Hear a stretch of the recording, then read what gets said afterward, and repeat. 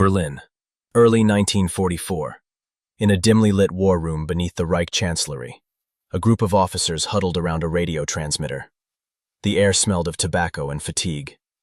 A telex machine clattered out a message from London, coded, precise, and urgent. The report came from Agent Garbo, one of Germany's most prized spies in Britain.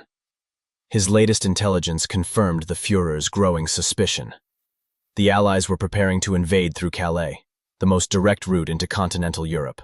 Garbo's tone was confident, almost scholarly. He included the names of divisions, the types of ships assembling, and even the expected weather. Every detail matched the German army's existing assumptions. A staff officer handed the decoded message to Hitler himself.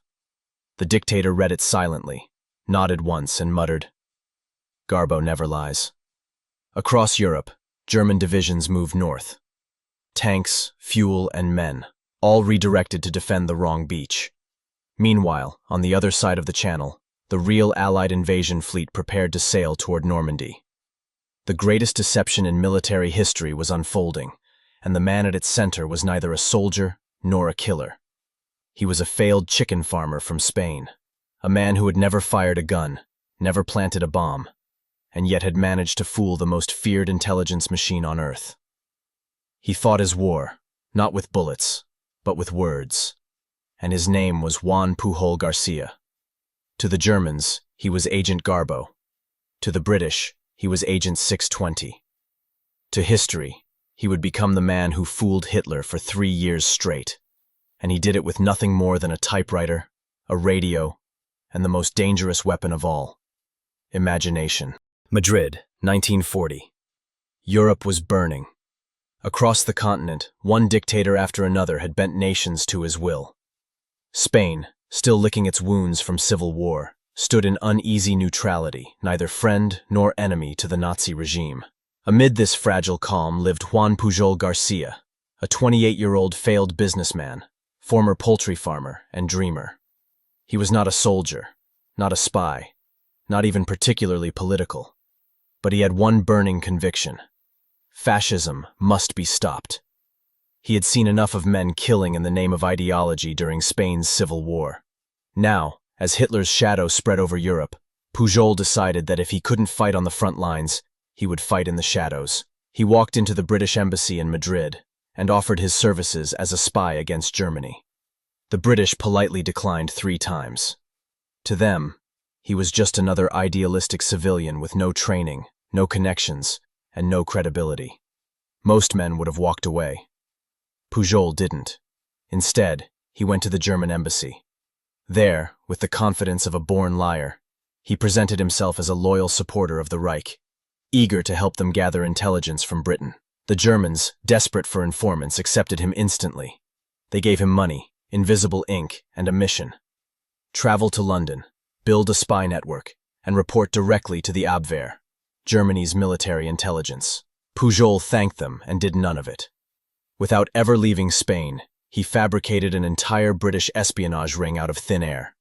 Using only news clippings, radio broadcasts, and a few maps from a public library, he wrote vivid reports about troop movements, military morale, and even food shortages in England. To the Germans, his dispatches were perfect. They believed every word. The Abwehr paid him handsomely and promoted him quickly. And so, without firing a single shot, Juan Pujol García became the most valuable German spy in Britain, a spy who wasn't even there. The game had begun. By 1941, Agent Garbo's legend had begun to grow, even though he was still sitting comfortably in Lisbon cafes, drinking coffee and inventing wars that didn't exist. From his small apartment, he wrote elaborate intelligence reports that reached all the way to Berlin. His secret weapon wasn't technology or access, it was imagination. To make his story believable, he needed sub-agents, a network of British informants feeding him first-hand details. So he created them. 27 of them. There was a Welsh shipyard worker who reported on naval movements, a Scottish air raid warden who described bomber losses, a typist in the Ministry of Information who whispered about morale. Even a bored civil servant with gambling debts who sold secrets to survive. None of them were real. Every name, every letter, every word. Pure fiction. Garbo kept notebooks filled with imaginary schedules, birthdays, pay logs, and postal delays. He even killed one of his agents, a Scottish sailor, explaining in a heartfelt letter that the man had died during a bombing raid. The Germans sent a condolence payment to his widow. The Abwehr never suspected. His reports were so detailed, so methodical, that German intelligence analysts began quoting him in their briefings. Berlin believed his network stretched across England like a spider's web. And yet, Garbo had never set foot in Britain. But as his success grew, so did his risk. He knew that if the British discovered his correspondence with the Germans, he would be arrested as a Nazi agent. If the Germans found out the truth, they would execute him as a traitor. He was walking a razor's edge. A man trusted by both sides and owned by neither. Still, he needed more. His lies had outgrown his reach. To truly fool Hitler, he would have to step into the lion's den itself, into the city he'd been pretending to spy from all along. His next destination was London, and this time, the real game would begin. London, 1942. The city still bore its scars: bombed streets, hollowed houses, windows sealed in tape. When Juan Pujol García finally arrived on British soil, he expected suspicion, perhaps even arrest. Instead, he found opportunity. By now, British intelligence had intercepted enough of his fabricated reports to realize something extraordinary. This German agent was feeding Berlin exactly what London wanted them to believe without even being asked. So, instead of throwing him in prison, MI5 recruited him. His new code name was Garbo, a tribute to Greta Garbo, the actress whose every gesture could change a scene. Because, his British handler joked, you might be the best actor in Europe. Under MI5's supervision, Garbo's operation became an art form. He was given a small flat in London, a typewriter, a shortwave radio, and a handler, Tommy Harris, a calm, meticulous man who treated deception like engineering. The two worked side by side, building an invisible empire.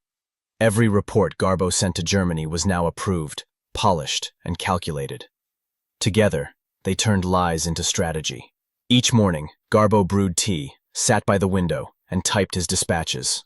Troop numbers, convoy schedules, conversations overheard in pubs. All fiction, stitched together from public newspapers and imagination. But now, every falsehood had purpose. Every paragraph was a lever pushing the war's balance. German intelligence was ecstatic. They believed Garbo had finally reached the heart of the British war machine. They doubled his salary and awarded him the Iron Cross for his courageous service. In truth, every one of his messages passed through MI5 headquarters. He was now both a Nazi hero and an Allied asset, a man playing the most dangerous role in the world. And as the bombs fell outside his window, Garbo began to understand something chilling. His lies were no longer just words. They were shaping real decisions and deciding who would live and who would die. In an unremarkable London flat, behind drawn curtains and the constant hum of air raid sirens, Garbo built an empire made entirely of fiction. His typewriter was his rifle. His words, his bullets. Working with MI5, he began refining his craft into a science, a new kind of warfare fought with imagination. The Abwehr believed Garbo commanded a vast intelligence network of 20 agents. MI5 decided to make it 30. Each one was assigned a personality, a location, and a voice. There were truck drivers, typists, dock workers, and soldiers every class of British life. They had birthdays, families, even illnesses. Garbo and his handler, Tommy Harris, kept ledgers of their salaries and communications, complete with postal delays and travel times. The lies were cross-referenced, time-stamped, and consistent, a living ecosystem of deception. To Berlin, it was the most reliable spy ring in Britain. To MI5, it was theater. Every week, Garbo sent carefully curated misinformation. A convoy sighting here, a new airfield there, a rumor about an upcoming invasion in Norway.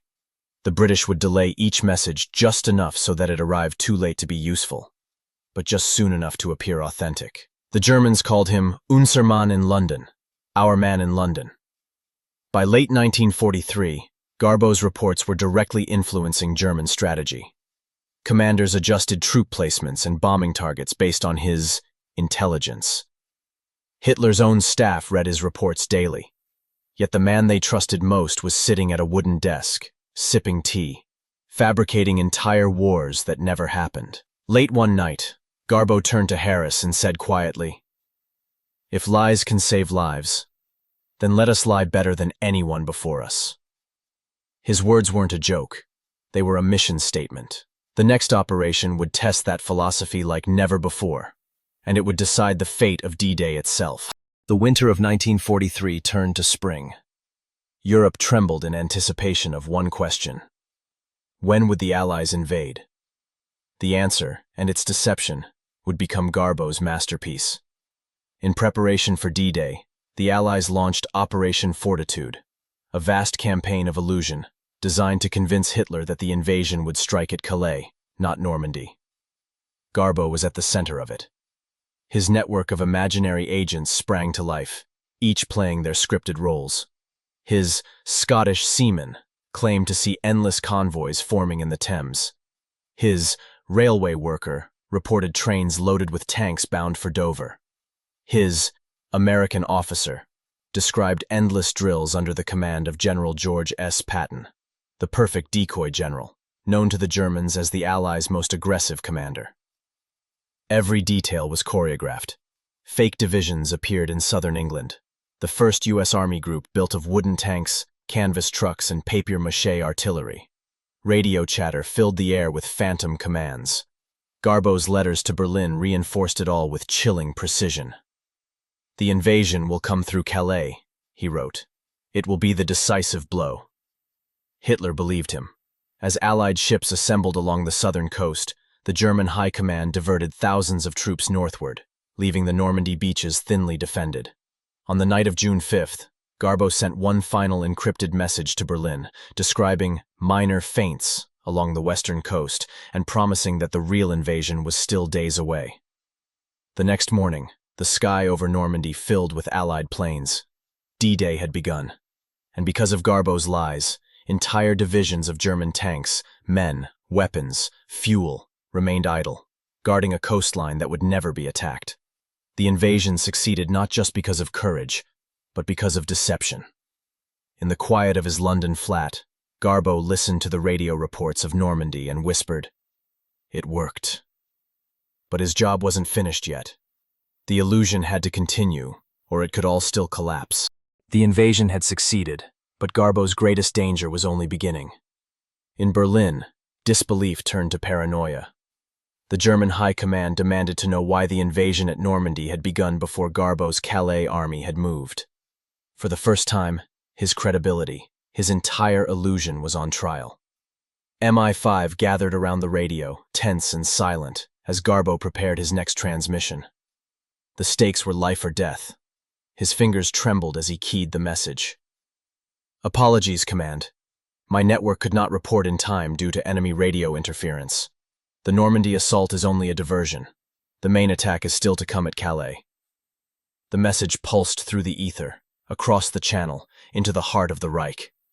Hours passed. Then, the German reply arrived. 2 simple words. "Understood. Continue." Hitler had believed him again. For 7 more weeks, German divisions, tanks, artillery, fuel stayed locked in northern France, guarding an invasion that would never come. The Allies spread across Europe, unchallenged by the reinforcements that could have stopped them. But the strain on Garbo grew unbearable. He slept in snatches, his dreams filled with the faces of men dying for the lies he told. His conscience was bleeding, yet he couldn't stop. The war depended on it. British handlers kept him isolated, his every message scripted, every word reviewed. To Berlin, he remained flawless. To London, he was indispensable. One night, after another long transmission, Garbo turned to his handler and whispered, "Do you think they'll ever forgive me for telling the truth through lies?" The man said nothing. The war had no answer for questions like that. By the time Calais finally realized no invasion was coming, the Allies had liberated Paris. Garbo's deception, his voice, his nerve, his endless web of fiction, had held long enough to break the Nazi war machine. And somewhere in Berlin, Hitler still believed in a phantom army that never existed. When the war ended, Agent Garbo vanished as quietly as he had appeared. For 3 years, he had been the most trusted double agent in Europe, decorated by both the Nazis and the Allies, praised in Berlin and protected in London. But when the gunfire stopped, there was no place for a man made of lies. He walked the streets of post-war London in silence, his work still top secret, his identity known only to a handful of officers at MI5. Even his wife, Araceli, barely understood who he had become. The war had been built on deception, but peace, too, had its illusions. Garbo feared that remnants of the Nazi regime might seek revenge. He had spent years feeding their armies false hope. Sooner or later, someone might want him dead. So, with MI5's quiet assistance, he decided to do what he did best: disappear. In 1949, the British government reported that Juan Pujol García had died of malaria in Angola. His obituary was brief, unremarkable, just another casualty in the long shadow of war. But the death was another performance. In truth, Garbo had slipped away to South America under a new identity. He settled in Venezuela, opened a small bookstore, and lived as a ghost among the living. His neighbors knew him as a polite, quiet man who read too much and spoke too little. He told no one about the typewriter that had changed the war, the voices he'd invented, or the tyrant he'd deceived. For nearly 40 years, the world believed he was dead, and perhaps, in a way, he was. The man who had fooled Hitler had buried himself beneath his own legend, a spy erased by the very art that made him immortal. But stories like his never stayed buried forever. One day, history came knocking. 40 years after the war, in 1984, a British journalist was combing through declassified MI5 files when he stumbled upon an astonishing footnote. A Spanish double agent, codenamed Garbo, long believed dead, had played a decisive role in D-Day. The journalist refused to believe that such a man could simply vanish. Months of digging led him to a small town outside Caracas, Venezuela, where an elderly bookseller lived under another name. When he asked the man if he was Juan Pujol García, there was a long pause. Then, the old man smiled faintly and said, "I never expected anyone to find me." In the quiet that followed, the story of the spy who never killed came back to life. Garbo was invited to Britain the first time he had set foot there in decades. At military reunions, soldiers who had stormed Normandy beaches shook his hand without quite knowing what to say. One officer whispered, "We wouldn't be here if not for you." Garbo deflected the praise. He spoke softly, almost apologetically. "I only tried to serve humanity in the way I could. I never killed a man, but I helped to end a war." The British government honored him publicly. The Spanish recognized him as a national hero. And in a strange twist of fate, the same man who had been awarded Germany's Iron Cross was now decorated by the very nations he had secretly served. In his final years, Garbo lived peacefully, tending his garden and answering the occasional letter from historians. When he died in 1988, it was for real this time. But his legend had already outlived him. Juan Pujol García proved that courage doesn't always wear a uniform, and that sometimes the sharpest weapon in war isn't steel, it's imagination. He was a spy who never carried a gun, a patriot without a flag, and the man who made Hitler believe in ghosts. And for 3 unforgettable years, the world's deadliest war was shaped by his greatest illusion, a lie that saved millions.